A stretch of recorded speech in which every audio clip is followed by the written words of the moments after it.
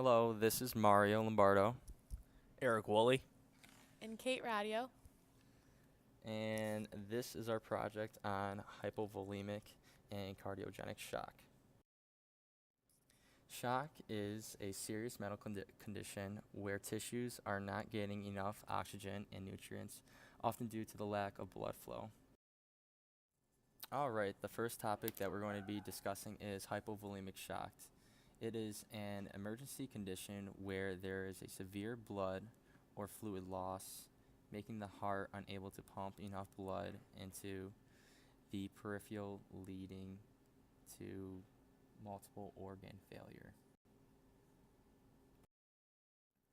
All right, let's talk about the etiology now. Etiology is from bleeding from the cuts or wounds on one's person. You can also get it from blunt trauma injuries, internal bleeding, and also blood thinners can increase the risk for hypovolemic shock.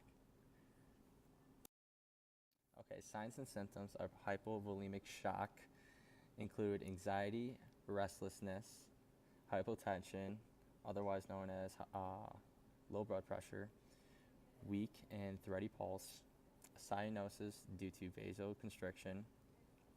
Another sign or symptom is thirst and dry mouth, and also includes fatigue due to inadequate oxygenation. The body compensates by increased heart rate, increased myocardial contractility, and also peripheral vasoconstriction.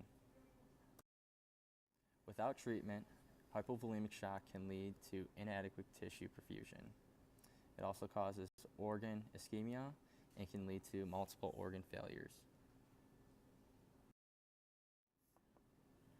Recommendations and treatments for hypovolemic shock include maintenance or increase intravascular volume and immediately control bleeding and restore blood volume. This is done either through an IV or a blood transfusion. You also would want to give supplementary oxygen therapy. Cardiogenic shock is our next topic, and it is a disease state where the heart is damaged enough that it is unable to supply sufficient blood and oxygen to the body. The anatomy of the heart has four chambers: the upper chambers, which contains the right and left atria and bring the blood into the heart, and the lower chambers, which includes the left and right ventricles that pump blood out. The left ventricle is the largest and the strongest out of the two ventricles. The left ventricle has more myocardial cells as it has to pump blood to the entire body. The etiology of cardiogenic shock is pulmonary embolism, which is sudden blockage of an artery in the lung, pericardial tamponade, which is fluid buildup around the heart. Another is sudden valvular regurgitation, which is backflow of the blood. Another is rupture of the heart wall and inability of the heart to work properly. And then it also includes arrhythmias such as VFib and VTAC, as in ventricle fibrillation and ventral tachycardia. Signs and symptoms to cardiogenic shock include the same thing as hypovolemic shock, except for the presence of JVD and the absence of pulse due to tachycardia.